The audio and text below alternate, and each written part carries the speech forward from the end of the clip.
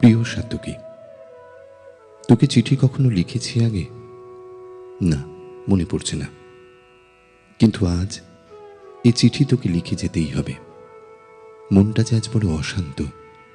ফেলে আসা মুহূর্তগুলো বারে বারে ভিড় করে আসছে যে। টাইম মেশিনে ফিরে যাই 70-এর দশকে। স্কুল থেকেই তোর সঙ্গে আলাপ। কারণটা আজও বুঝে উঠতে পারিনি। ভালো ছেলে বলতে যা বোঝাই তুই তাই। বরাবর প্রথম 3 জনের মধ্যে ঘুরিয়ে ফিরিয়েছিল তোর অবস্থান। সেদিক থেকে আমি ছিলাম অনেকখানি পিছিয়ে। হয়তো আমার হাতের লেখার জন্য তুই আমাকে বিশেষ পছন্দ করতিস। স্কুলের ওয়াল ম্যাগাজিনে সবার লেখা আমাকে নিজের হাতে লিখতে হতো। আমিও ভালোবেসে মন দিয়ে কাজটা করতাম। ক্রমশ কখন যে আমরা এত ভালো বন্ধু হয়ে উঠলাম। আমি থাকতাম উত্তর কলকাতায়, সরকারি আবাসনের একটি 3 কামরার ফ্ল্যাটে। মাঝে মাঝেই বাড়ির সামনে এসে দাঁড়াতো মস্ত লম্বা এক গাড়ি, নীল রঙের। আর কি ব্যাপক আওয়াজ! তুই পাঠাতিস। গরমের ছুটিতে সপ্তাহে প্রায় 3 দিন রাজা বসন্ত রায় রোডে ছুটতাম তোদের বাড়ি। প্রথম যেদিন যাই, অবাক হয়ে দেখছিলাম কি বিশাল বসার ঘর। একদিকটা একটা পার্টিশন করা, দেওয়াল জুড়ে তাকগুলো আইনের মোটা মোটা বইয়ে ঠাসা। বিলেত ফেরত ব্যারিস্টারের বাড়ির পরতে পরতে বিত্ত বৈভবের ছোঁয়া। একমাত্র ছেলে হওয়ার সুবাদে নিঃসঙ্গতা বোধ হয় তোকে গ্রাস করছিল। এরই মধ্যে আমাদের কলেজে পদার্পণ। কিন্তু এবার আমরা আলাদা হয়ে গেলাম। আমি জেভিয়ার্সে আর তুই প্রেসিডেন্সিতে। যোগাযোগ কমতে শুরু করলো। শহরে তখন ভয়ঙ্কর অস্থিরতা। কিছু নতুন শব্দ আমাদের বোধ বুদ্ধি আচ্ছন্ন করে রাখত। সবই যে বুঝতাম তা নয়।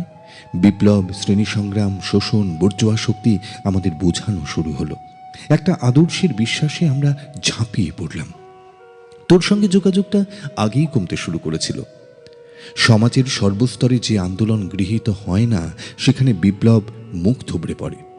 আমাদের ছাত্র আন্দোলনের ধার ক্রমশ কমতে শুরু করলো। আমাদের ছাত্র নেতারাও দিশেহারা হয়ে গেল। কেউ ভুল পাল্টে বিপরীত রাজনৈতিক শিবিরে আশ্রয় নিল, কেউ বা উচ্চ শিক্ষার্থে বিদেশে পাড়ি জমালো। আর তুই? তখন খবর পেলাম সুমন্তর মাধ্যমে যে তুই নাকি কলকাতা ছেড়ে উড়িষ্যার একটা প্রত্যন্ত গ্রামে গরিব বাচ্চাদের বিনামূল্যে পড়াচ্ছিস। সেই শেষ খবর পাওয়া তোর ব্যাপারে। আমার বাড়ির ঠিকানা তোর কাছে ছিল, কিন্তু না, যোগাযোগ করিসনি তুই। বড্ড অভিমানী রে তুই। সাত্তকী, তুই কোথায় হারিয়ে গেলি সাত্তকী? তোর স্বপ্ন মাখা 2 চোখ এখনো যে খুঁজে বেড়াই আমি। জানিস, আজ অফিস থেকে ফেরার সময় পার্ক স্ট্রিটে যানজটে দাঁড়িয়েছিল আমার কালো এসইউভি।